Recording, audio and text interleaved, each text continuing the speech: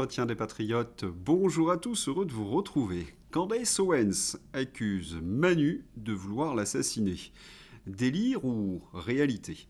Avant de traiter cette information et beaucoup d'autres, vous connaissez la coutume sur cette chaîne. Je commence toujours mon entretien par remercier ceux qui m'ont permis justement de le produire, car ils m'ont financé à l'aide des merci rémunérateurs.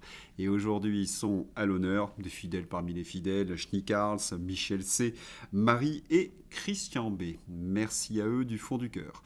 Et puis, je tenais à vous remercier pour votre soutien indéfectible. Oui, il faut aider. La réinformation en ces temps de menaces, vous le savez, sur la liberté d'expression. Comment faire ?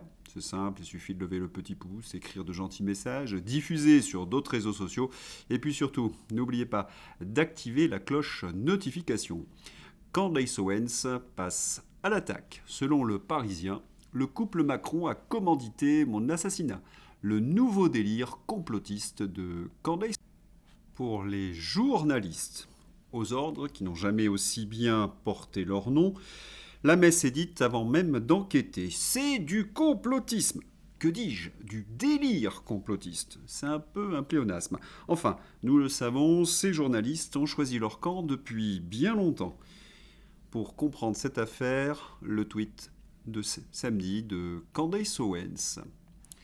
Il y a 2 jours, j'ai été contacté par un haut fonctionnaire du gouvernement français. Après avoir vérifié sa position et sa proximité avec le couple français, j'ai jugé les informations qu'il m'a fournies suffisamment crédibles pour les rendre publiques en cas d'incident. En résumé, cette personne affirme que les Macron ont commandité et financé mon assassinat. L'accusation est très grave et lourde de conséquences. Lorsque je suis face à ce type d'affirmation, ma première démarche est de m'interroger sur sa crédibilité. La mise en contexte permet rapidement de la juger. Pardon ? J'ai changé de décor. Je vous expliquerai en fin d'entretien cette magie du montage. Mais reprenons, quel est le contexte de l'accusation de Candace Owens ? Vous le savez, la dérive totalitaire du poudré. C'est la raison pour laquelle l'information est crédible et elle a été jugée crédible par de nombreux témoins. Je ne dis pas qu'elle est vraie, je dis qu'elle est crédible. Pourquoi ? Eh bien, écoutons par exemple le général Coustou. Comme ça. Soit je continue de parler, et à ce moment-là, je peux avoir une Crise cardiaque. crise cardiaque. On vous l'a dit comme ça, on vous l'a Absolument. formulé comme ça. Alors, Il peut vous arriver une crise cardiaque. voilà. C'est ça. Ou Marc Toiti. Vu sur vos réseaux sociaux que parce que vous dénonciez certaines gabegies, parce que vous dénonciez certains mensonges, vous aviez été menacé. Pour cela. Toujours. Ouais, je sais. Une histoire de fou. On m'embête. Moi, je vais pas dire ça comme ça à l'heure de grande. C'est vrai que c'est assez grave, nous dit Marc Toiti. Je ne m'attendais pas à cela en France. On en arrive là, on vous met des bâtons dans les roues. Je ne suis pas un complotiste. Tout ce que j'annonce, je le montre. Ce sont des graphiques officiels, mais ça dérange. Et c'est ça qui est dangereux. Vous avez remarqué? Oui, c'est toujours le même mode opératoire. Un proche du pouvoir prend contact avec vous et vient donc pour vous intimider ou vous menacer de mort. Il y a des variantes, les banques ferment vos comptes ou les services de l'État vous harcèlent. Alors, combien d'opposants ont subi ces méthodes? Mais tous. La liste est impressionnante, je ne pourrais pas citer tout le monde, mais rappelons donc les généraux Coustou et Pellizzari, Marc Toiti, Philippe Béchade, le sénateur Houpert, le professeur Raoult, le professeur Perron, le docteur Henrion Caude, Xavier Poussard, Natacha Ray. Oui, la liste est trop longue et n'hésitez pas à écrire des noms dans les commentaires. Et ceux qui ont disparu dans d'étranges circonstances ? Le député Olivier Marleix, Éric Denessé, le général Delaware, et puis il ne faudrait pas non plus oublier le général Georges Lin. Voilà, quand Candace Owens se dit menacée, il y a comme un contexte crédible. Mais continuons son tweet. Plus précisément, elle prétend avoir donné le feu vert à une petite équipe du groupe national d'intervention de la Gendarmerie royale du Canada. On m'a dit qu'un Israélien faisait partie de ce commando et que les plans avaient été formalisés. Une fois de plus, cette personne a fourni la preuve concrète qu'elle est bien placée au sein de l'appareil d'État français. De plus, cette personne affirme que l'assassin de Charlie Kirk s'est entraîné avec la 13e brigade de la Légion étrangère française, un programme impliquant plusieurs États. La vie du journaliste Xavier Poussard est également en danger. La situation est extrêmement grave. Par contre, ce que je viens de vous lire est peu crédible. Pourquoi ? Lorsqu'une telle opération est montée, c'est le service action ou un de ses dérivés. C'est top secret et les hauts fonctionnaires n'ont pas accès au mode opératoire. Par contre, qu'un haut fonctionnaire ait entendu ce qu'on appelle un bruit de couloir, c'est-à-dire un témoignage parfois d'un copain de promo, un projet d'assassinat, ça par contre, c'est crédible. Xavier Poussard. La situation est extrêmement grave. Le chef de l'État français souhaite apparemment la mort de Candace Owens et de Xavier Poussard, et il a mandaté des unités spécialisées pour y parvenir. Ces accusations sont très graves et elles méritent d'être démenties par l'Élysée. Mais pour l'instant, rien. Il n'y aura aucune réaction officielle du palais de l'Élysée, écrit Candace Owens, car ce que j'ai partagé est vrai et j'ai des preuves à l'appui. J'ai même des noms. Il cherche probablement à déterminer l'origine de la fuite. On parle d'assassinat de citoyens pour avoir osé s'exprimer. Bilan à mi-parcours de cette affaire. Dans l'accusation de Candace Owens, il y a du crédible et du peu probable. Oui, le commando canadien, la Légion et tout le reste semblent un peu délirants. Mais personne pour l'instant ne peut prouver le contraire. Et vous constatez qu'il n'y a pas de démenti de la part des intéressés. Et Candace Owens a l'air sûre d'elle-même.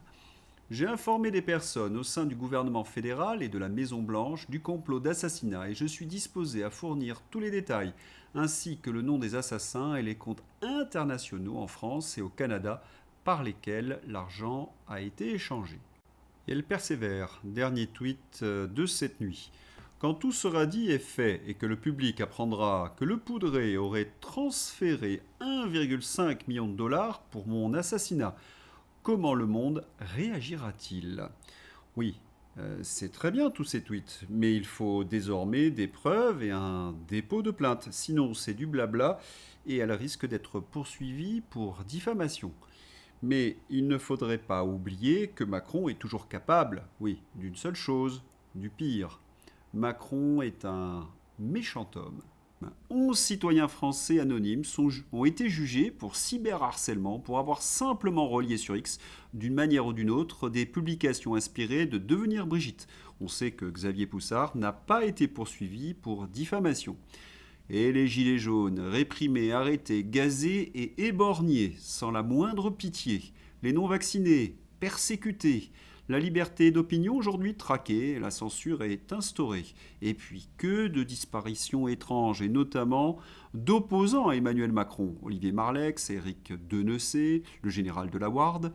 Et Macron ne voudrait pas se venger de Candace Owens ?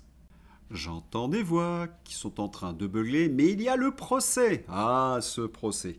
À l'issue plus qu'incertaine et au financement plus que douteux. Alors vous comprenez, plus de Candace, plus de procès. Mais revenons à la presse aux ordres avec ce titre du Parisien, le nouveau délire complotiste de Candace Owens. Ont-ils cherché à identifier les sources ? Ont-ils des démentis de l'Élysée ? Et non, comme le dit Candace Owens, il n'y a rien pour l'instant. Pour l'heure, ni l'Élysée, ni le ministère français de l'Intérieur, ni la gendarmerie nationale, ni les autorités israéliennes ou américaines n'ont réagi à ces accusations. Les médias ayant relayé le message d'Owens soulignent unanimement que ces affirmations demeurent non vérifiées. Ce que vous cachent les traînes-serviettes de l'Élysée du Parisien, c'est qu'une journaliste comme Candace Owens reçoit des menaces de mort, mais quotidiennement. Et après l'assassinat de Charlie Kirk, il y a de quoi avoir sincèrement peur. Autre hypothèse. Il est possible qu'elle soit victime d'une tentative d'intimidation ou d'intox. Mais voyez comment le Parisien traite cette information du délire de Candace Owens, la recherche permanente du buzz. Des théories qui n'ont que peu de sens, mais qui font cliquer sur X. Son message a été visionné plus de 25 millions de fois. C'est la recherche permanente du buzz, décrit Rudy, directeur de Conspiracy Watch. Tiens, un observatoire du complotisme, interrogé par le Parisien. Les journalistes se sont dirigés donc vers Rudi Reichstadt. Est-on étonné, là encore une fois? C'est ça leur caution scientifique aux Parisiens? Mais comment peut-on se décrédibiliser autant? Rudi, caution du complotisme. Vous ne connaissez pas Rudi? Ah, c'est dommage. Allez, un petit rafraîchissement de mémoire. Cet individu, Rudi, a table ouverte dans les médias mainstream et les institutions de la République pour diffamer tous les opposants à Macron, sous couvert d'observer et de lutter contre le conspirationnisme. L'expertise dont se réclame Rudi a tous les aspects d'une pseudoscience, c'est-à-dire une doctrine utilisée comme argument d'autorité sans reposer sur aucun critère de scientificité. Elle n'est pas belle la vie. Rudi a créé sa propre science, qu'on nomme dans la réinformation le complot-sophisme, dont les spécialistes universitaires de l'information ou de la propagande affirment que c'est du bidon. Je vous mets le lien de l'excellent article d'Amélie Ismaili qui vous explique tout ça. On continue. Si l'on additionne les subventions versées à des organismes collaborant de manière avérée avec Rudi, on arrive à un total de 325 000 € de projets financés par le Fonds Marianne. Et ce, alors même que Conspiracy Watch, dirigé par Rudi, n'a publié aucun contenu original qui traite du thème de radicalisme fanatique à l'origine de l'assassinat barbare de Samuel Paty. C'est un petit détail, c'est pas grand-chose, mais qui nous permet de cerner Rudi. Il a toujours affirmé, vous vous en souvenez, qu'il était indépendant, qu'il ne touchait pas de subventions. Et là, bingo, 325 000 € de subventions. Mais quel menteur. Et gêné, Si vous vous souvenez de l'audition de Rudi devant la représentation nationale, il a eu du mal à expliquer ce qu'il a fait avec toutes ces subventions du Fonds Marianne. Oui, il touchait donc de l'argent pour décrédibiliser les opposants de Macron avec son complotisme et non lutter contre le fanatisme. Rudi, c'est une petite barbouze qui traque les opposants donc politiques d'Emmanuel Macron.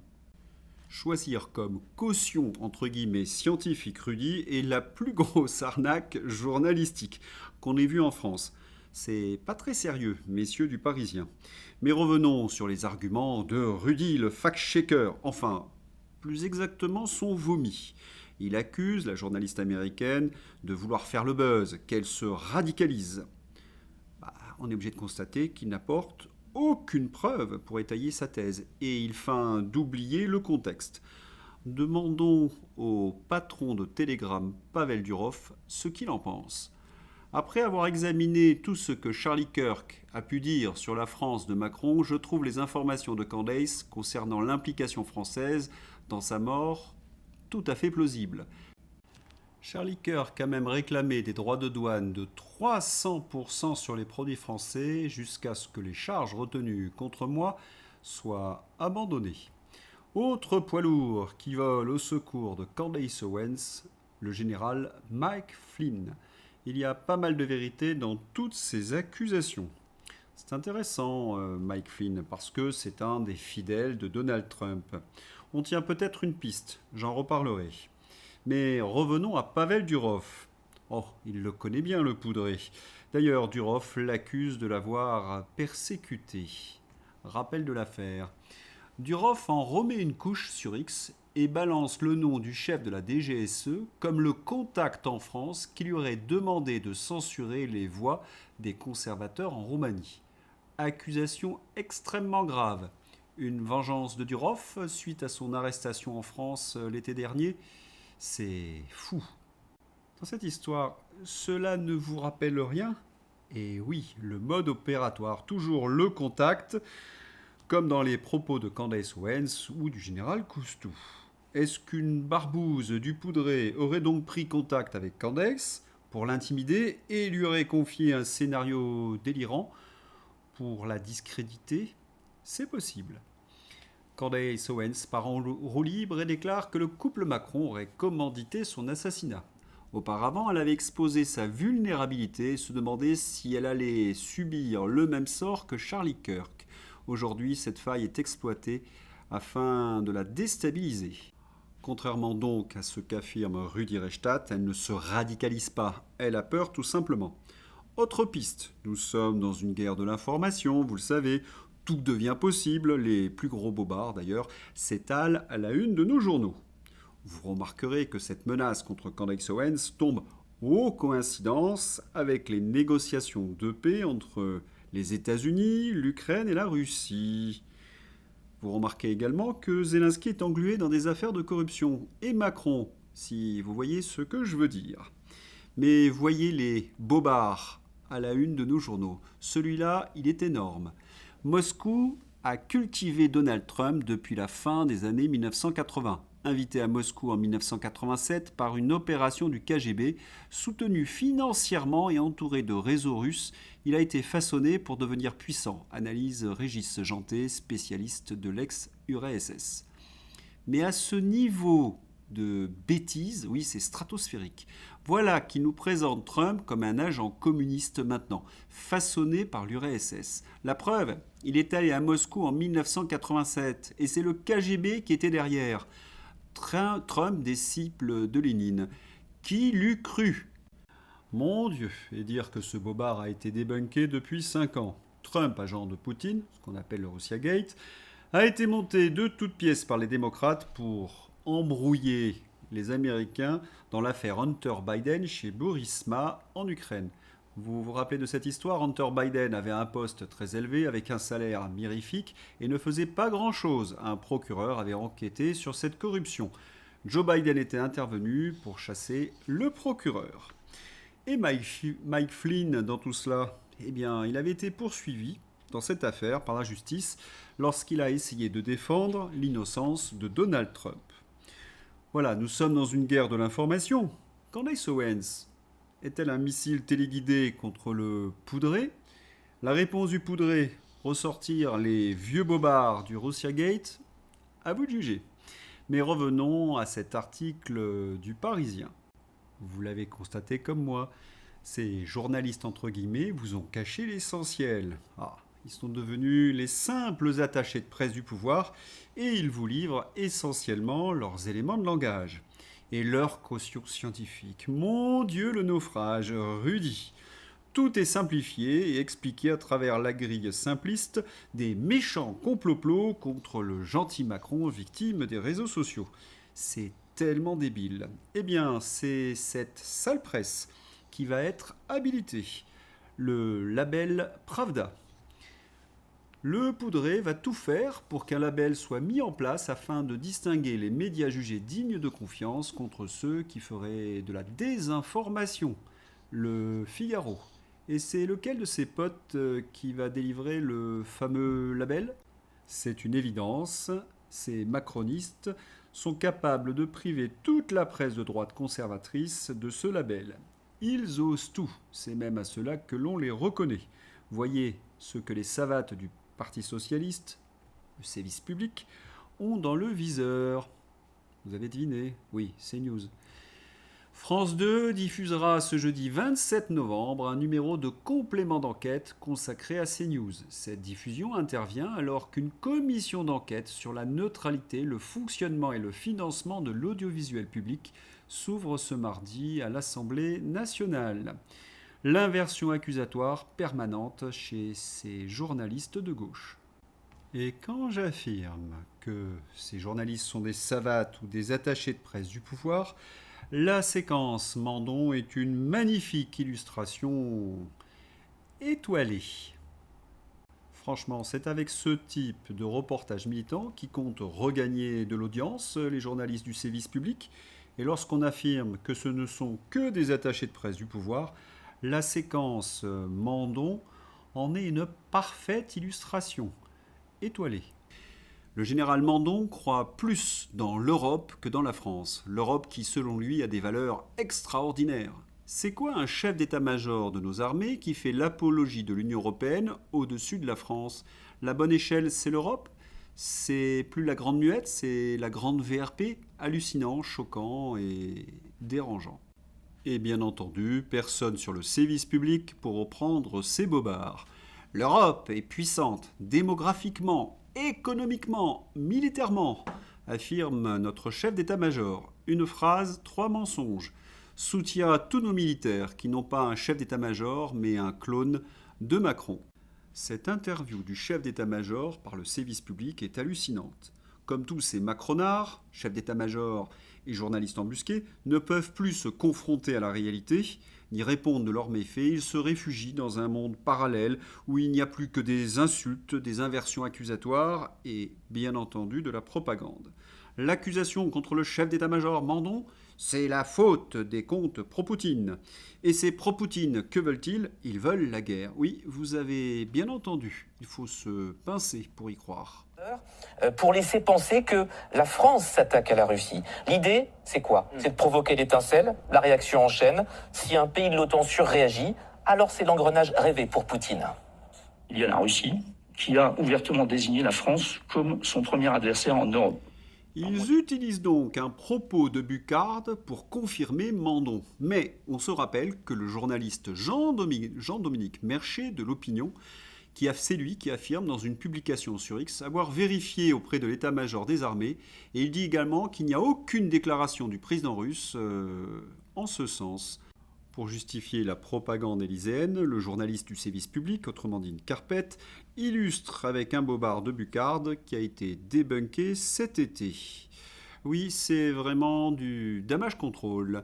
Pour sauver le chef d'état-major Mandon, voilà le récit. Toute critique égale bots Rutz, toute vidéo égale montage pro-Poutine. Ce n'est plus de l'info, c'est du damage control en panique totale. Une opération de communication donc de l'Élysée qui vire au cauchemar. Le général Gomard. Je trouve que Gérald Mandon a agi, de mon point de vue, sur ordre du président de la République. Et moi, j'accuse plus le président de la République qui ne parle pas. On fait parler le chef d'état-major des armées. Pourquoi ? Parce que l'institution militaire est sans doute l'institution dans laquelle les Français ont le plus confiance. Et qui croit encore Emmanuel Macron ? Plus personne. Donc quand Emmanuel Macron parle... Eh oui, quand Emmanuel Macron parle, personne ne le croit. Il distille la peur, et la peur ne mobilise pas. Mesure-t-on les propos du général Gomard ? Il accuse Macron de privatiser notre armée à des fins de propagande personnelle. Plus personne ne croit le poudrer ? Eh bien, que le chef d'état-major Mandon aille dans la presse distiller ses bobards. Résultat, un fiasco sur le plan de la communication et notre armée est souillée. Cela traduit malgré tout un certain état de panique à l'Élysée. Philippe de Villiers. Chef suprême, parce qu'ils sont tellement paniqués, parce qu'ils ne savent plus quoi faire pour rattraper les Français. Et pour rattraper les Français, ils veulent nous emmener en guerre en Ukraine. Alors que moi je dis, mais la Russie ne veut pas nous faire la guerre. Et il faudra bien qu'un jour on se réconcilie. Tout le monde appelle donc Mandon à démissionner. Ces propos insensés ont conduit la porte-parole du gouvernement à rétorquer qu'il est hors de question que nos enfants aillent combattre et mourir en Ukraine. S'il n'a pas l'honneur de démissionner, Mandon doit donc être viré. D'ailleurs, que pense le président de la République de ce fiasco de communication ? Vous êtes prêts ? Le poudré, on le connaît quand même. Perdre nos enfants. La phrase du chef d'état-major a été détournée pour faire peur, affirme le poudré. Il nous fatigue avec ses inversions accusatoires. C'est tellement lamentable. Et remarquez qu'à chaque fois, cela cache une saleté. Nicolas Dupont-Aignan. Attention, danger. Ce décret n'a pas fait de bruit, mais est extrêmement grave. Il autorise en effet la création d'opérateurs de référence du ministère des Armées, c'est-à-dire ni plus ni moins que des groupes armés privés. En déléguant une part de nos compétences régaliennes, cela constitue une perte dangereuse de souveraineté pour la puissance de l'État. Mais surtout, cela permettrait aux poudrés de sous-traiter une intervention en Ukraine sans passer par l'accord du Parlement, article 35 de la Constitution. Ayons une pensée émue pour tous ces députés qui ont refusé de voter la destitution d'Emmanuel Macron ou de renverser le gouvernement Le Cornu. Ils se sont rendus complices de faits épouvantables. Le général Gomard, toujours. Au Parlement européen, l'ancien général de cavalerie Christophe Gomard a déposé 13 amendements contre le marché unique de la défense. Oui, vous lisez bien. En coulisses, son activisme fait écho aux positions du lobby des industries pour s'aborder toute référence à ce concept afin de préserver la primauté des États sur les programmes d'armement. Le général Christophe Gomard, sabre au clair contre le marché unique de la défense. Ah, ce marché unique de la défense. La ligne rouge est franchie. Derrière ces mots technocratiques, c'est une rupture historique. On touche au cœur même des traités européens, qui réservent la sécurité, la défense, la diplomatie et la fiscalité directe à la souveraineté des États membres. Et pourtant, silence radio. Où est l'État français? Où est le président qui devrait être vent debout face à cette dérive fédéraliste? Pour résister, une seule solution, ne pas se taire, ne pas se plaindre, mais parler, relayer et se mobiliser. Il est peut-être temps d'écrire à votre député pour lui demander des explications. Vous l'avez compris, les macronistes, les européistes sont prêts à tout pour nous faire avaler ces contrats d'armement et le saut fédéral, mais vraiment tout, avec la complicité des journalistes. BFM TV. Le trafic aérien est ponctuellement interrompu dans un aéroport aux Pays-Bas après un survol de drone non identifié. Poutine. C'est reparti pour la séquence des drones non identifiés. L'Union européenne est tellement faible qu'elle ne sait pas identifier, tracer et détecter des drones? La bonne blague. Oui, la propagande de la peur s'accélère avec l'aide des médias très zélés comme BFM TV. Ils nous font vivre perpétuellement dans le mensonge et la peur. Le contrat avec Dassault, la communication avec Mandon et le retour des drones. Mais quand est-ce que cela va s'arrêter? Eh bien, peut-être avec le plan de Trump et de Vladimir Poutine pour mettre fin à la guerre. Les propositions que la Russie a reçues. La Russie a reçu le plan américain en 28 points concernant l'Ukraine. Première déclaration de Vladimir Poutine sur le plan américain, l'essentiel. Le plan de paix de Donald Trump a été discuté avant la rencontre en Alaska. Les États-Unis ont demandé à la partie russe de faire preuve de flexibilité sur le règlement ukrainien. Tous les partenaires de la Russie ont soutenu les accords possibles avant le sommet en Alaska. Le plan de Trump en 28 points a été modernisé après l'Alaska. Les États-Unis n'ont pas encore réussi à obtenir l'accord de l'Ukraine sur le plan de paix. Quand Zelensky a reçu le plan de paix américain, il l'a refusé. Grosse colère à la Maison-Blanche. Le président Donald Trump accuse les dirigeants ukrainiens de ne montrer aucune gratitude envers les États-Unis, alors qu'ils poussent pour un accord de fin de guerre rejeté par Kiev. Zelensky a dû communiquer sur cette colère de Donald Trump. Volodymyr Zelensky affirme être personnellement reconnaissant envers le président Donald Trump, malgré les critiques récentes de ce dernier sur le manque de gratitude de Kiev. Il remercie les Américains pour leur soutien militaire, rappelant que les missiles Javelin ont sauvé des vies ukrainiennes. Mais derrière les déclarations et la communication, il y a bien des pourparlers. Le Figaro. Marco Rubio et le bras droit de Zelensky saluent les bons progrès dans les pourparlers. Mais qui est ce bras droit dont on parle? C'est Yermak. Et oui, c'est le bras droit de Zelensky qui est impliqué dans cette affaire de corruption à côté du président Zelensky. Il serait l'homme qui se cache derrière le pseudonyme Ali Baba, en référence aux initiales de ses prénoms, Andriy Borisovitch, qui ressortent des milliers d'heures d'écoute téléphonique menées par le NABU durant l'enquête. Les Américains possèdent donc un sacré levier pour faire plier Yermak et Zelensky. Les Européens ont publié dans le Télégraphe un plan alternatif. Voyons quelques propositions. Un groupe de pays européens et autres États intéressés garantira la sécurité de Kiev.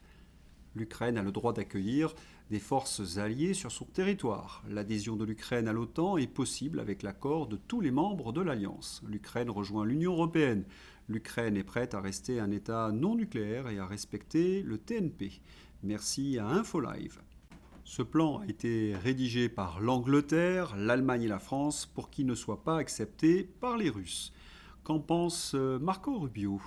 Le secrétaire d'État américain Marco Rubio a démenti les rumeurs selon lesquelles la délégation européenne aurait apporté en Suisse une contre-proposition pour résoudre le conflit en Ukraine. Je n'ai vu aucun plan de contre-proposition venant de l'Europe, a déclaré le diplomate aux journalistes.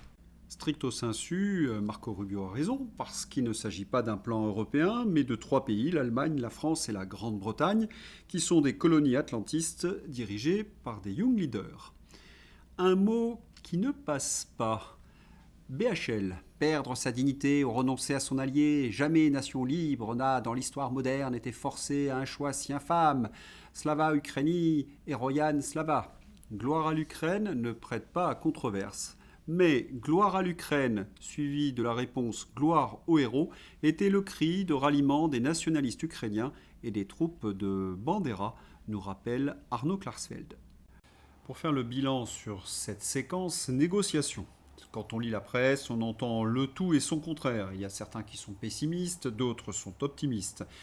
Il se trouve, si on en croit les sources américaines, que les choses vont dans le bon sens.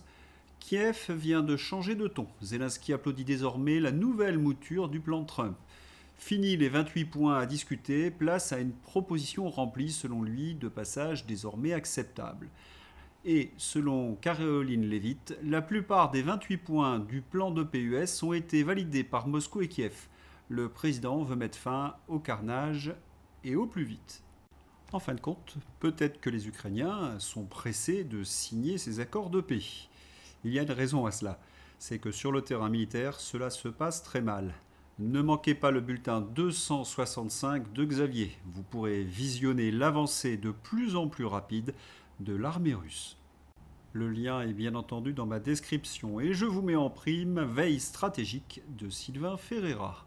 Oui, les choses vont visiblement plus vite que prévu. Retrait précipité des forces ukrainiennes de Gouliapol. Lorsque la paix sera signée, j'aimerais que certains s'expliquent de leur soutien à ces hordes bandéristes. BHL comme Macron et Pustula défendent ces fameuses valeurs européennes. Mais remarquez une chose, ils sont si affreux, leur bilan si catastrophique, que l'idée du Frexit progresse à grands pas. Philippe de Villiers. On voit ce qu'il en est aujourd'hui. Les Français sont majoritairement pour une France souveraine. En tout cas, ils vont le devenir. Ça va aller très vite. On va aller très vite au Frexit, vous allez voir. On va aller très vite au Frexit, vous allez voir. Il est très heureux que le Frexit s'impose de plus en plus dans le débat public. Le système pourra bien tout essayer, mais la vérité est là. Le Frexit est vital. Il permettra la résurrection de la France en tous les domaines. Allez, en avant, vive le Frexit.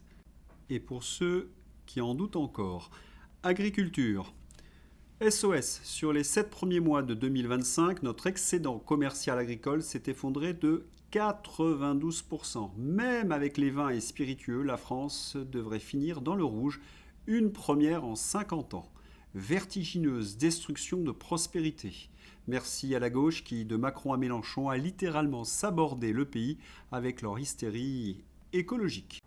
Et le plus épouvantable dans tout cela, c'est que tous les sacrifices qui ont ruiné notre industrie, notre agriculture, qui nous demandent de nous serrer la ceinture, ne servent à rien, oui, à rien.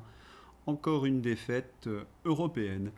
L'Europe, leader déchu de la diplomatie climatique. L'Union européenne n'a pas eu la capacité d'entraînement qu'elle arrive habituellement à mettre en œuvre dans les COP.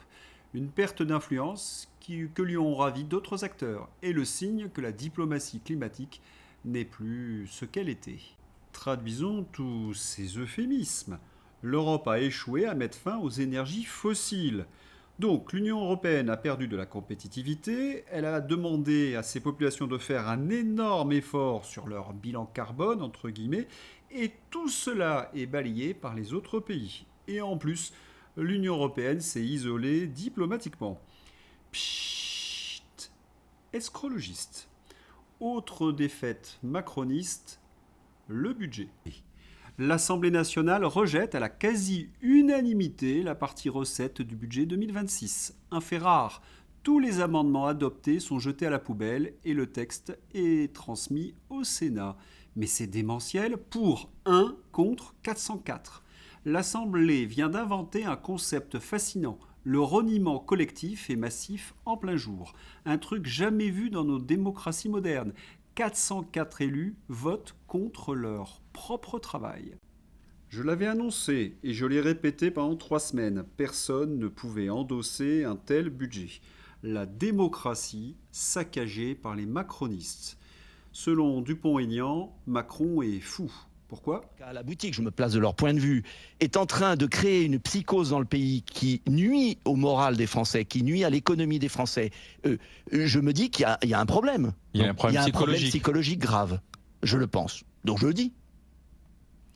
Ah, c'est certain, hein. On a quelqu'un de perturbé à la tête de l'État. Le président Macron est fou. Je l'ai toujours pensé. Oui, je le pense. Et comme vous le constatez, ce n'est plus une théorie du complot. Et aujourd'hui, une très grande majorité des Français sont d'accord avec Nicolas Dupont-Aignan, comme le suggère ce sondage. Macron face à un record d'impopularité. Quant à Le Cornu, il est affaibli. Est-on étonné ? Dans le même temps, un autre sondage, présidentiel 2027, un sondage donne Jordan Bardella gagnant au second tour dans tous les cas de figure. Allez, c'est l'heure d'ouvrir la page Fantaisie. Le livre de Marine Tondelier intitulé « Demain, si tout va bien » s'est vendu à moins de 200 exemplaires. D'ailleurs, les instituts de sondage prédisent au vert une véritable raclée. Bon débarras. Ah, le sévice public. Si la gauche avait autant d'électeurs que d'auditeurs de France Inter, on serait content.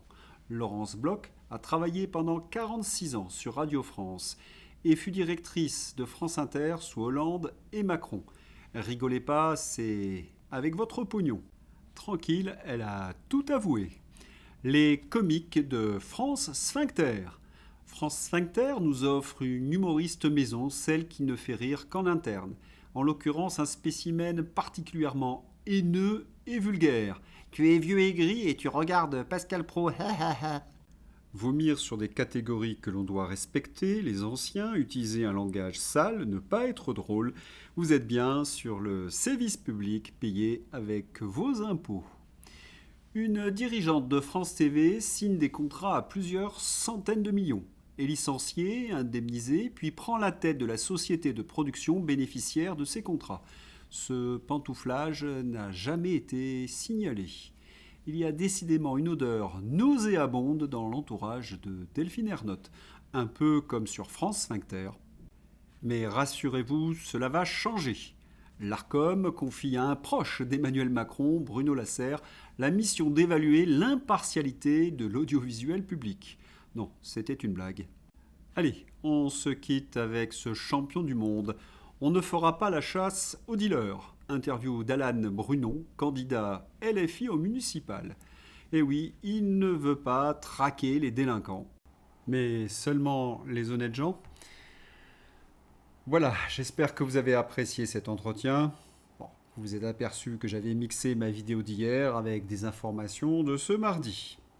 J'étais invité ce week-end chez des amis, j'ai essayé de tourner, mais j'ai manqué de temps pour poster mon entretien. Voilà l'explication. Bonne journée à tous, à bientôt, au revoir.